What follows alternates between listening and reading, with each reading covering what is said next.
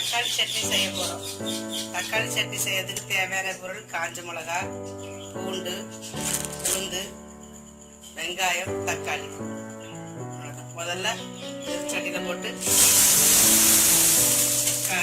உளுந்து வறுத்துக்கணும். கொஞ்சம் உளுந்து தான்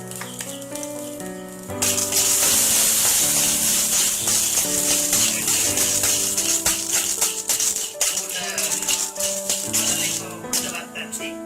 அது கூட காஞ்ச மிளகாய் போடுறோம். பூண்டு பல்ல போடுறோம்.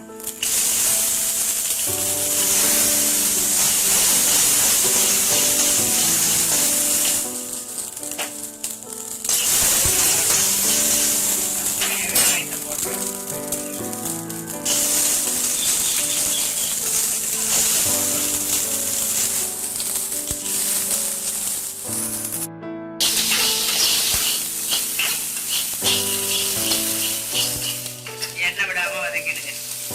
லேசாக ஒரு ஸ்பூன் எண்ணெய் ஊற்றிக்கலாம். நிறைய எண்ணெய் ஊற்றக்கூடாது.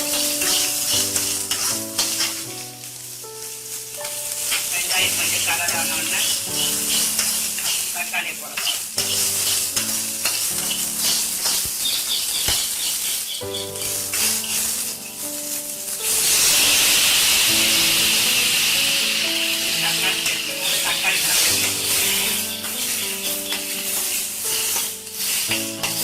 தக்காளி நல்லா வதக்கிடணும்.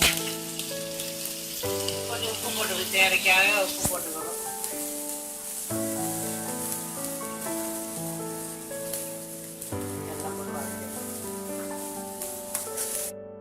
வதக்கி ஒரு 5 நிமிஷம் ஆரம்பிச்சு நல்லா வதங்கிடுச்சு. இப்போ நல்ல கலர் மாதிரி ரெட் கலர்ல வதங்கிட்டு ஒரு 5 நிமிஷம் ஆற வச்சுட்டு மிக்சியில் போட்டு அரைக்கணும். இது தாளித்து சாப்பிடலாம், தாளிக்காமல் அப்படியேவும் சாப்பிடலாம். கொலஸ்ட்ரால் இருக்கவங்கெல்லாம் தாளிக்க வேண்டாம், எண்ணெய் நிறைய சேர்க்கக்கூடாதுன்னு. ஏன்னா முதல்ல கொஞ்சம் எண்ணெய் விட்டு தான் நம்ம வதக்கியிருக்கோம். அதனால் அதை அப்படியே சாப்பிட்டாலே நல்லாயிருக்கும்.